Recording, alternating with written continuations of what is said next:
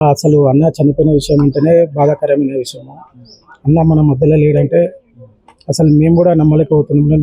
నిన్న నైటే మాకు తెలిసింది 10:30 అట్లా అన్న చనిపోయిందని చెప్పేవారు కదా. అసలు నైట్ మొత్తం మేము చాలా బాధపడ్డాము. అసలు ఫోన్లో స్టేటస్ పెడదామన్నా కూడా భయం వేసింది. అన్న లేడు అని చెప్పి అనేది ఒక చాలా బాధాకరమైన విషయం. సో అంటే దీనికి మనీ ఉంటే ఆయన బతికే ఛాన్సెస్ ఉన్నాయని చెప్పేసి వాళ్ళ ఫ్యామిలీ కూడా చెప్పడం జరిగిందన్న.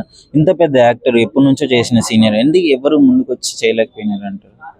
చేసిరండి. అంటే ఇండస్ట్రీ పరంగానైతే కొంతమంది హీరోలు కానీ చాలామంది కొంతమంది చేశారు, హెల్ప్ చేశారు.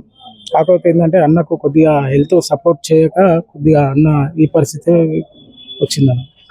సో ఆపరేషన్ చేయకపోవడం వల్లనే ఆ షుగర్ నుండి కాళ్ళు మొత్తం వాసినాయి. అవును, కాళ్ళు మొత్తం ఫుల్ ఇన్ఫెక్షన్ అయిపోయింది. మొన్న చందనగర్ హాస్పిటల్కి వెళ్ళి చూసినప్పుడు కాళ్ళు మొత్తం బాగా ఇన్ఫెక్షన్ అయిపోయింది. అసలు మాట్లాడలేని పరిస్థితిలో ఉన్నాడు ఆ రోజు. చాలా బాధాకరమైన విషయం. లాస్ట్ లో అన్న మీతో ఏమన్నా మాట్లాడడం జరిగిందా? ఆఖరిగా మీతో ఏం మాట్లాడాడు? అప్పుడే బోడుపల్లో మాట్లాడిండు. బోడుపల్లినప్పుడు బాగున్నావా అది ఇది అని చెప్పి మాట్లాడిండు. అన్న నువ్వు ఎట్లున్నావు అన్నాడు. మాకు బిందాస్ ఉన్నా అన్నాడు.